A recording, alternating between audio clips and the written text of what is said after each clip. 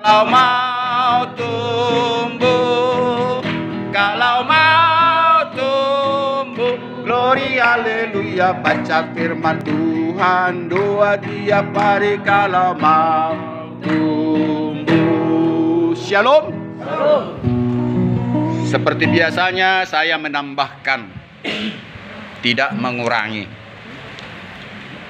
Ya, setiap khotbah seseorang, siapapun pengkhotbah itu ada saja yang bisa kita tambahkan ya. Dan tidak pula untuk mengkritisi, menambah, karena semua punya kesanggupan untuk merangkum semua firman Tuhan itu. Dan kalaupun tidak menambahkan, khotbah itu diarahkan kepada hal-hal yang mendukung khotbah itu. Amin. Ya, itu maksud saya. Dan itu sudah menjadi tradisi di sini.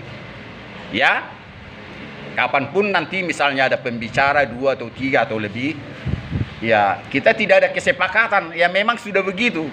Ya, ibaratnya yang pertama Pak Sihol sebagai pembicara, saya moderator. Kalau moderator itu ya merangkum dan bisa menambah atau yang berhubungan dengan khotbah itu. Jadi saya melihat khotbah itu teringat dengan pembahasan saya tadi malam. Ada 2 yang membahas di YouTube saya, di WA saya, di Facebook saya, tentang doa yang dikirim. Ya, doa yang dikirim seseorang, ya, di mana seseorang itu tatkala mendoakan doa yang sudah tertulis itu, dia mendapat berkat, ya, kekayaan, kesehatan, bahkan lotre dan sebagainya.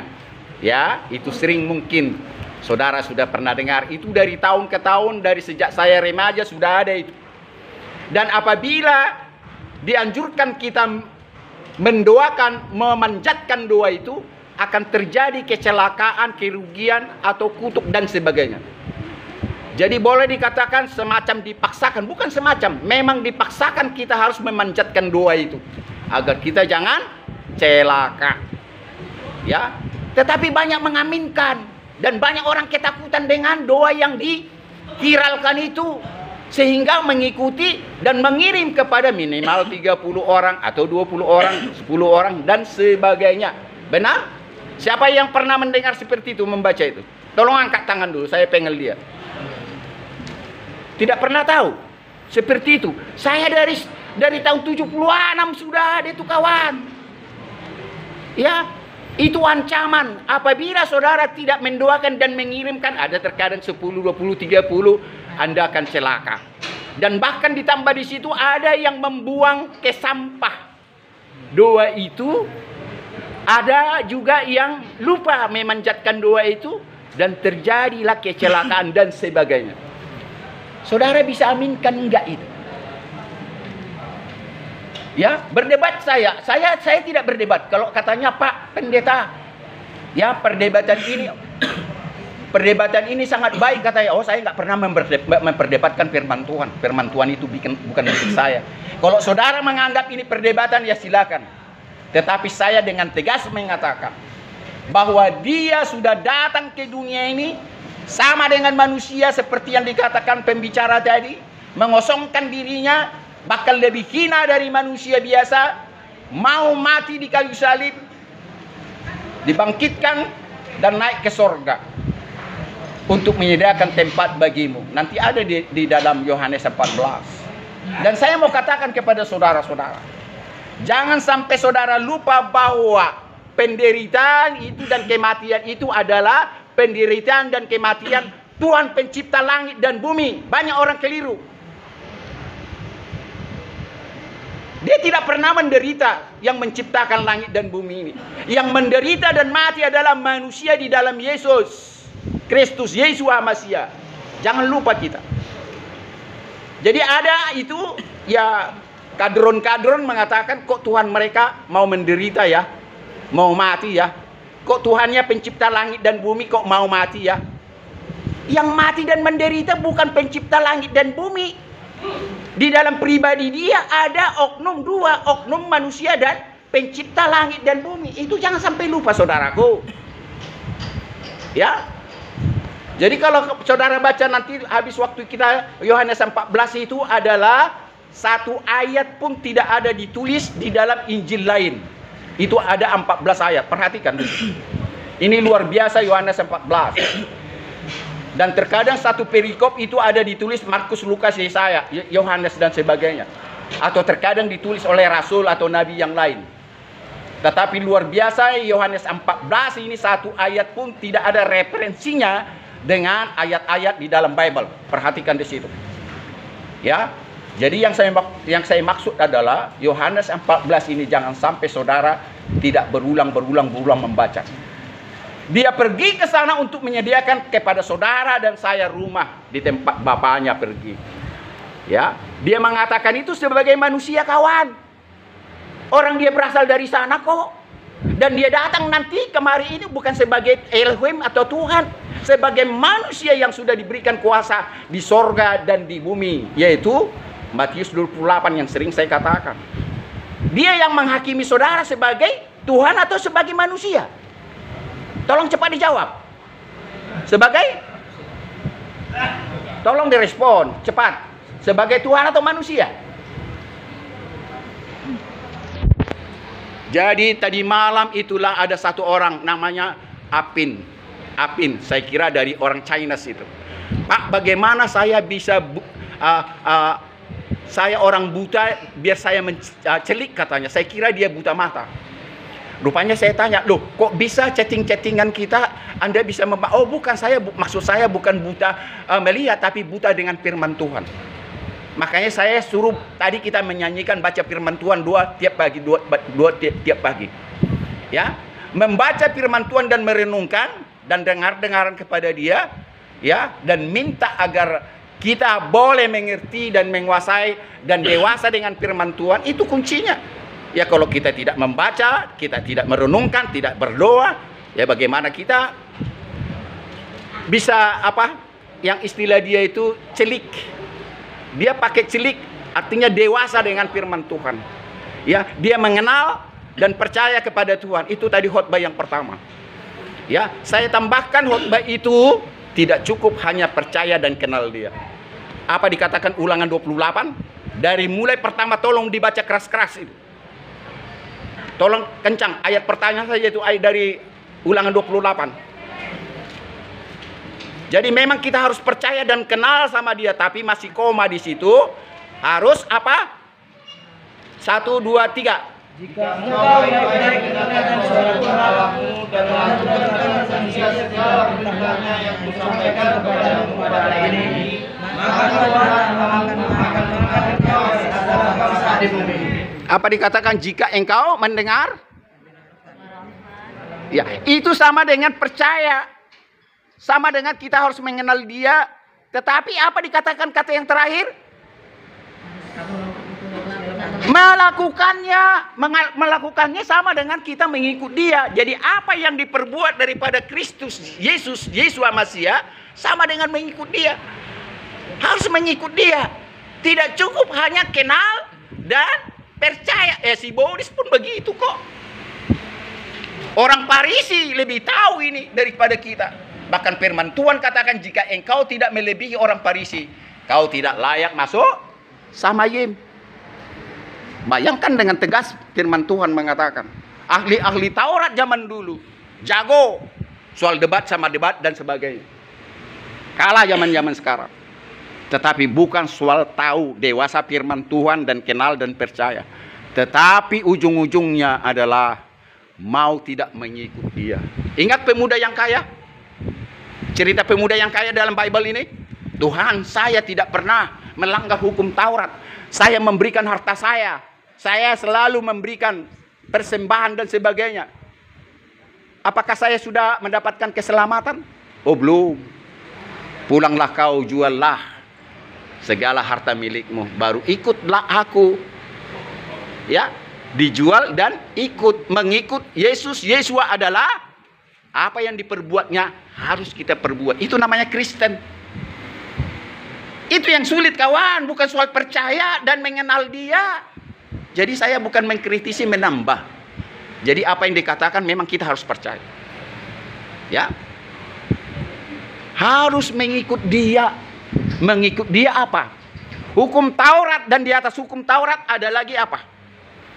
Apa yang saudara ingat di atas hukum Taurat? The Ten Command, di atasnya itu ada lagi. Kalau dibilang kasih, saya tidak katakan salah, masih kurang tepat. Tolong, apa itu? Jangan lupa, ini perkataan daripada Yeshua HaMashiach dan Yesus Kristus itu sendiri. Aku tidak menyediakan hukum Taurat, tapi menggenapi. Karena itu hukum yang terutama, yang pertama adalah kasihilah Tuhan Elohimmu dengan segenap hatimu, dengan segenap jiwamu, dan kasihilah sesamamu manusia seperti dirimu sendiri. Inilah undang-undang dasar daripada Tuhan kita. Amin. Amin. Tepuk tangan sama dia, jangan sama saya. Jangan sampai lupa itu. Jadi hukum Taurat itu bukan ditiadakan, tapi di atasnya itu masih ada hukum tertinggi, undang-undang dasarnya, institusinya, ya, konstitusinya maksud saya. Konstitusi itu undang-undang dasar, yaitu kasihilah Tuhan Elohimmu dengan segenap hatimu dan dengan segenap jiwamu. Itulah yang utama dan pertama. Dan yang utama yang kedua adalah kasihilah sesamamu manusia seperti dirimu sendiri. Maka kata hambanya tadi, saya tidak katakan hukum kasih. Kembali masalah kasih itu. Amin. Dapat sampai di situ. Jadi khotbah saya minggu kemarin saya viralkan, apa judulnya?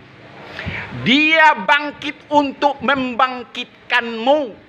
Viral langsung.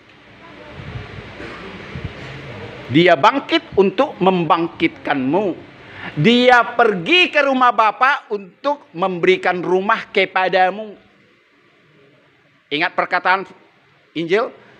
Karena satu orang manusia jatuh ke dalam dosa, maka semua orang manusia adalah telah berdosa. Itulah hukum keturunan. Tadi sudah disinggung oleh hambanya. Dosa Adam dan Hawa. Ya. Tetapi ingat, firman Tuhan mengatakan, oleh karena satu orang telah dibangkitkan dari kematian dan diberikan mahkota dan kerajaan di sorga dan di bumi, maka setiap orang yang percaya di dalam dia dan mengikut dia akan hidup untuk selama-lamanya. Tepuk tangan buat dia. Jadi ada kata mengikut. Jangan hanya percaya, si Boris pun. Ya. Kenapa saya baca ulangan tadi? Ulangan tadi, kalau mundur kita di ulangan 27, di situ ada kutub 12 yang dulu pernah saya katakan. Ya, kalau saudara percaya dengan doa berantai itu, ya, istilah doa berantai, doa kiriman, ya, bagaimana saudara bisa percaya yang kirim itu siapa, orangnya bagaimana? Ya, saya tidak pernah baca doanya itu, sudah tahu saya itu. Itu penyesat, cara iblis bagaimana orang menggodakan. Itulah dibikin mantra, bukan doa kepada dia itu. Tapi mantra-mantra kepada saudara yang bisa saja memberikan kekayaan dan sebagainya kepada saudara-saudara. Tetapi kalau ancaman itu terjadi kepada saya kutuk bukan manusia yang berdoa itu, saya kutuk iblis yang menggoda manusia itu. Saya sudah mati dari dulu. Dari tahun 76 saya sudah kutuk itu doa. Itu bukan doa, itu mantra daripada iblis. Tepuk tangan buat dia. Itu mantra dari iblis sehingga saudara digoda. Ya, ada nanti diberkati tanpa doa itu pun ada yang diberkati, ada yang kecelakaan. Semua nasib orang adalah sama. Orang saleh, orang berdosa, orang fasik sama kok nasibnya. Jangan karena doa itu maka saudara dikasih nasib. Minta ampun sama Tuhan kalau saudara mengatakan nasibmu mujur dan sebagainya. Semua oleh karena pernah saya katakan itu. Karena kasih karunia. Bukan karena kegagahanmu, kekuatanmu, dan bukan karena orang memberikan. Kalau Tuhan memberikan itu kasih karunia, tapi kalau orang lain memberikan bukan kasih karunia. Ya, jadi bagi orang yang percaya dan mengikut dia, jangan coba katakan nasibku sial, nasibku mujur dan sebagainya. Jadi karena itulah saudaraku, tadi malam saya lama juga kalau dibilang berdebat saya tidak mau.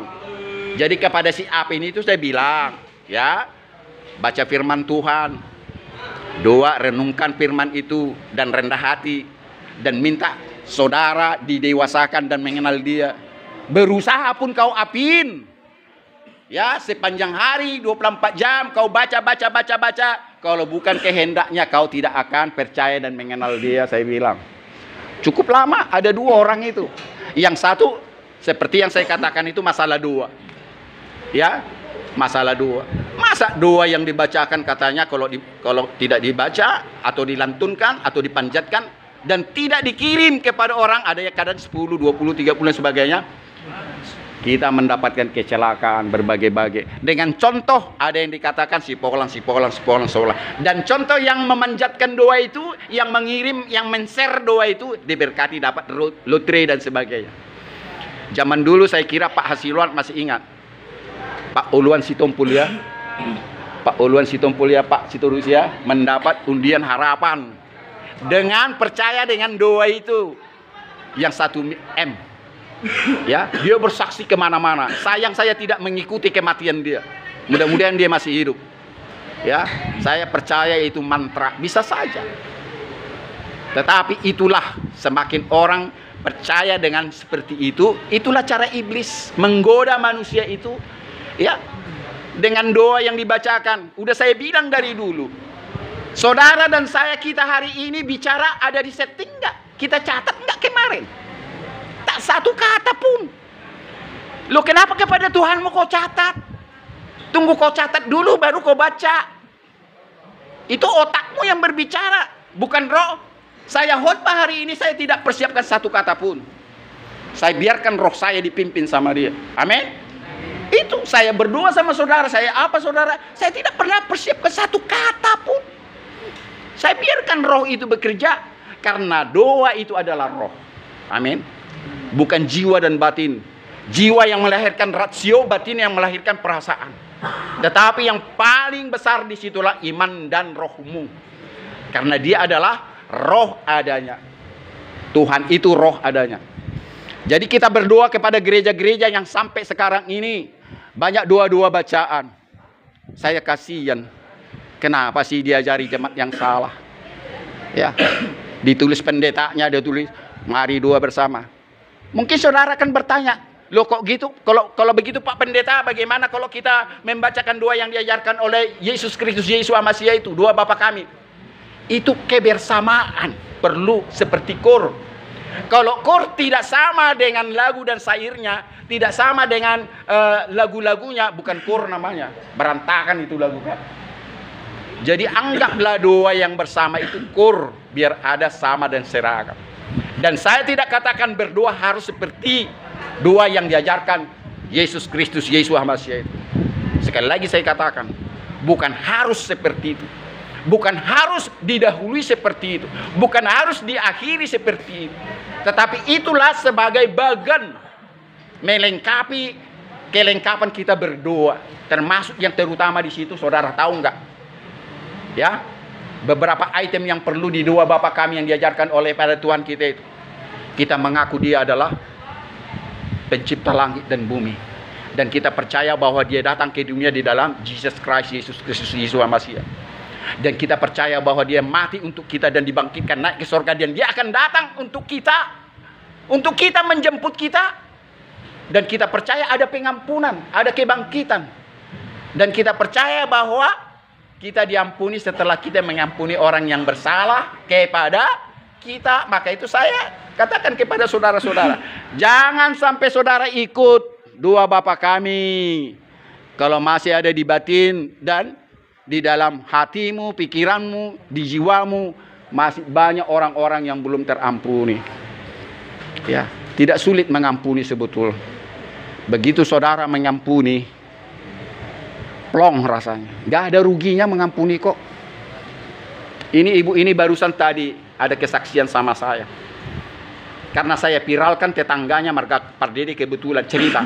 Saya lihat video mamamu di penjara. Dikasih tahu sama orang-orang situ, dikasih sama putrinya. Stres putrinya. Duh, sempat ibu ini nggak suka dengan saya. Tapi saya bilang, kalau semakin dewasa kita sama Tuhan, kalau kita mau mengikut Dia, katakan semua aibmu kepada semua orang. Bahkan kepada mama saya kasih tahu aib saya waktu saya melacur. Bayangkan, mama saya. Kaget mereka itu. Itu aib saya katakan. Kalau kau simpan aibmu, berarti apa yang kau lakukan di dunia itu kau bawa. Ya, Wahyu 14 ayat 13. Ya, segala perbuatanmu engkau bawa itu. Wahyu 14:13. Segala perbuatan orang-orang yang mati itu dibawa. Jadi itu makanya Rasul Paulus mengatakan dalam pertama Korintus 13 ayat 12, ini kita ini hanya melihat cermin, bayang-bayang.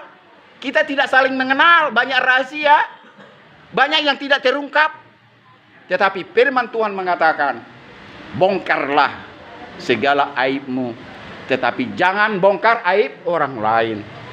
Jadi semakin kau tunjukkan siapa kau, terutama masalah bejat, masalah dosa, bukan soal kebajikan.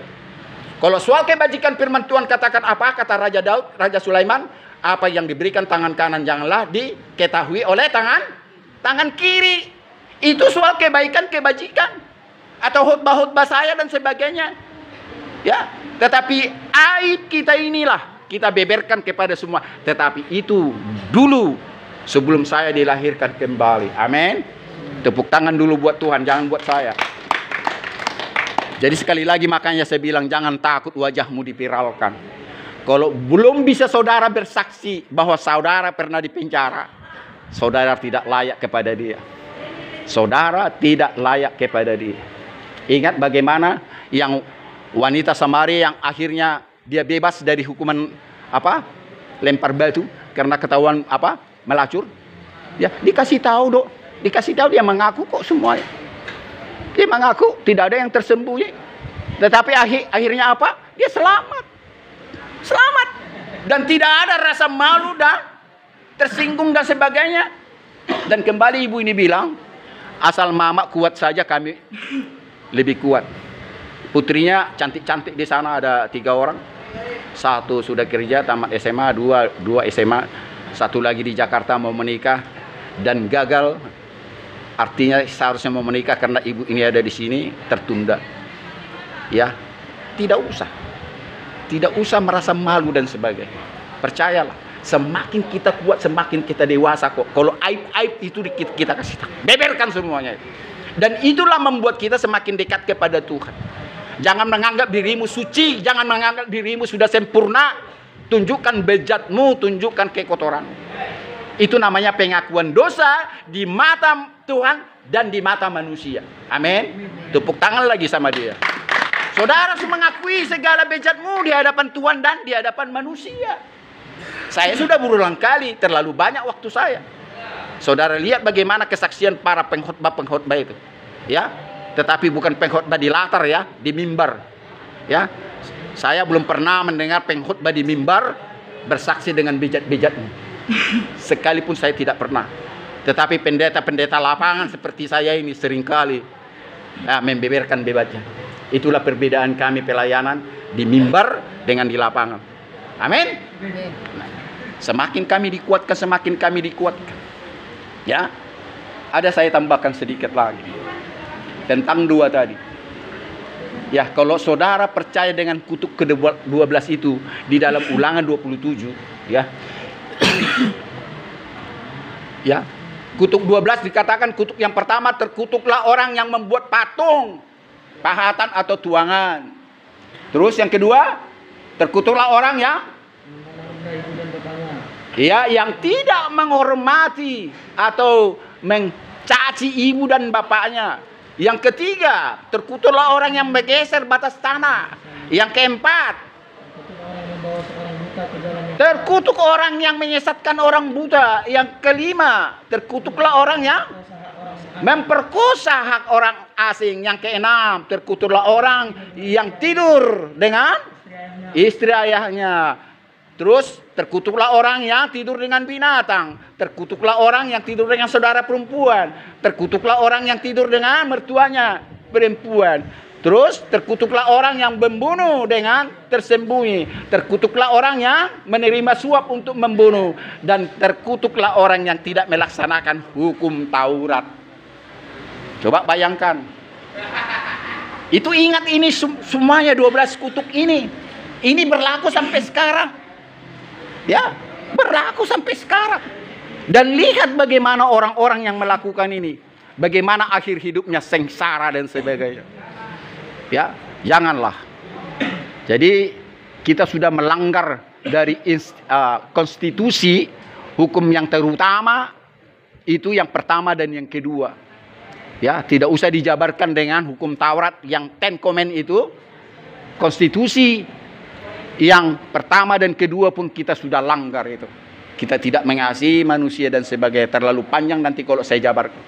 Tetapi begitu kita membaca tadi bagaimana Ulangan 28, apabila engkau mendengarkan suaranya hari ini dan melakukannya, engkau akan diberkati. Saudara tahu enggak? Kutuk yang 28 ini 28 kutuk di situ. Itu beda yang 12. Di ayat 28 ada 28 kutuk itu. Tetapi kalau kita yang diberkati hanya 11. Perhatikanlah di situ. Hanya 11 di situ. Lebih banyak kutuk menurut yang ditulis dalam Ulangan 28 itu. Persis 28. Ya. Jadi perhatikan ini berlaku sampai sekarang. Ya, bukan tidak berlaku. Sekalipun ada konstitusi yang sudah disampaikan oleh Tuhan kita Yesus Kristus Yesus Masias itu, yaitu hukum yang utama dan terutama, tetapi apa yang sudah diberikan oleh Tuhan kita pencipta langit dan bumi, tidak satu kata pun itu dirubah dan dicabut. Itu terus berlaku.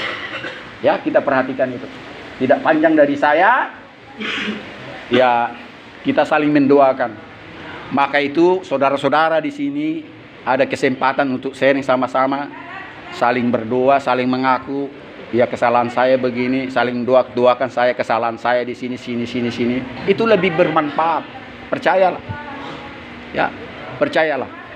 Jadi masalah doa tadi, doa berantai itu, bagaimana orang motivasinya sebetulnya hanya menerima uang berkat. Itunya motivasinya itu. Ya. Padahal apa? Contoh pemuda yang kaya itu, Tuhan Yesus kata, tinggalkan kekayaanmu itu, uangmu itu lagi. Bukan itu persoalan sekarang. Persoalan dari zaman dia lahir sampai dia sekarang naik ke sorga adalah mengikut dia, bukan kekayaan. Kekayaan itu keperluan kita apapun di dunia ini akan dicukupkan kok, asal kita mencari kerajaan surga. Semuanya akan dilengkapi kok. Ya, Matius 33 ayat 6 itu yang saya berikan kepada mana saudara kita, nggak masuk dia. Ya, cari dahulu kerajaan surga, kerajaan Samayim, maka segala sesuatunya yang kita perlukan akan ditambahkan kok kepada kita. Ya, itu percayalah. Jadi jangan ngotot kalau saudara dirugikan orang lain. Kalau bisa dikembalikan uangmu, puji Tuhan. Kalau enggak, berkati dia. Bila perlu, tambahkan lagi. Ya itu jadi orang Kristen kok. Jangan kutuk lagi. Saudara rugi 2 kali. Ingat. Saudara rugi 2 kali. Uangmu, hartamu dicuri orang lain, kau kutuk dia. 3 kali malah. Saudara sakit lagi. 3 kali kan rugi. Jadi tidak ada gunanya. Serahkan aja sama dia. Tidak perlu kau bilang sama majelis hakim. Majelis hakim yang terhormat, bikinlah hukuman yang paling berat sama dia. Lebih bagus saudara jangan Kristen. Ingat itu. Jika saudara diperhadapkan kepada yang dirugikan orang lain di penjara, jangan minta majelis hakim memperberat hukumannya. Karena apa? Anda sudah melanggar ini. Doakanlah musuhmu, berkatilah dia, berdoalah untuk dia. Kontradiksi kan? Sulitnya menjadi orang mencapai kerajaan surga itu. Ya itu. Bukan sulit untuk ibadah tiap minggu, nggak ada sulitnya itu. Bukan mengikuti ibadah yang saudara bikin dari jam sekian sampai jam sekian pagi, dari jam sekian sampai jam sekian malam, nggak ada sulitnya itu.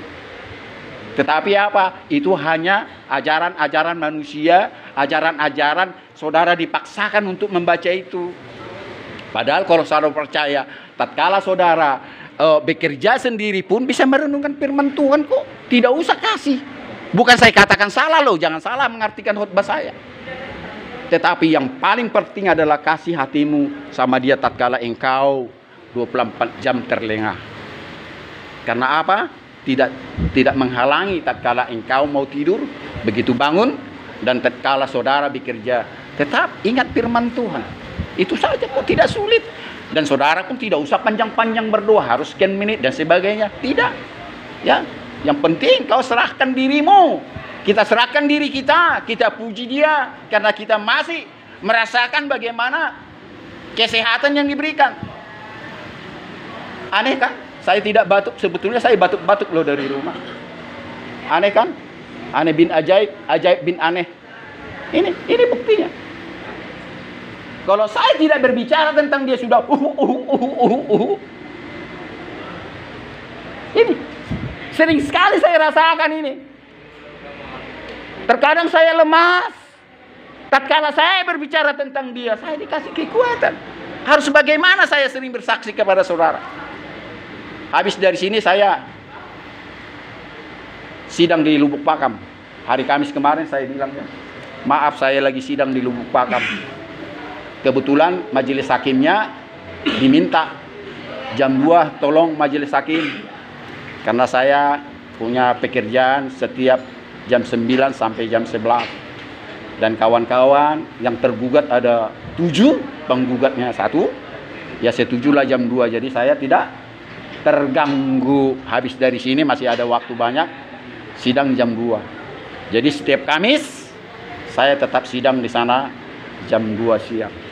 Sekian dari saya, Tuhan memberkati. Kiranya apa yang kita sudah dengar kita renungkan. Kalau kita baca-baca gini habis waktu kita ya. Ya. Jadi apa yang saya katakan, ingat itu. Bahwa Dia pergi untuk menyediakan tempat bagi kita. Jadi luar biasa tadi hambanya didahului dengan apa? Mengosongkan dirinya, perkataan Rasul Paulus. Ya, dikosongkan dirinya. Padahal Dia pencipta langit dan bumi. Belum lagi saya katakan Dia mencuci kakimu. Secara tidak langsung kakimu dan kakiku dicuci sama Dia. Tatkala Dia mencuci kaki murid-muridnya.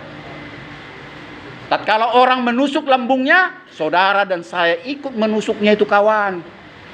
Tatkala Dia diludahi, kita ikut meludahi. Kita ikut menyalibkan Dia. Maka itu apa dikatakan Yesus? Yeshua Mashiach. Makanlah roti ini, pertanda engkau dan dunia sudah mencabik-cabik tubuhku.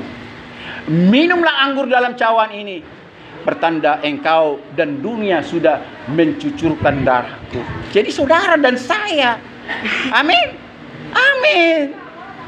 Jadi nggak usah jauh-jauh merenungkan firman Tuhan. Dia akan ajari saudara yang tidak lengkap di sini. Ini sangat terbatas mengartikannya itu. Maka itu sering saya katakan apa yang dikatakan Raja Daud dan Raja Sulaiman. Mencari hikmat, mencari firman Tuhan, kedewasaan firman Tuhan. Ibarat orang mencari harta yang terpendam, harta karun yang tidak ternilai. Jika saudara akan berebut kan, manusia akan berebut, oh di sini. Begitulah caranya orang, harus begitu. Saya pakai kata harus seperti mencari harta yang terpendam, mencari kebenaran firman Tuhan. Kalau nggak begitu Anda nggak selamat. Jangan bikin waktu kebetulan ada ibadah ikut, kebetulan Anda ikut. Jangan. Harus saudara, yang saya sering katakan saudara adalah gerejamu. Ya, tubuhmu itu ada roh Tuhan bermukim. Ya, di situ gereja yang abadi sampai saudara mati dan saya. Ya, gereja itu pertahankan. Karena itu kuduskan tubuhmu, jangan kau cemari. Ya, terlalu panjang khotbah ini. Bikin dia bermukim.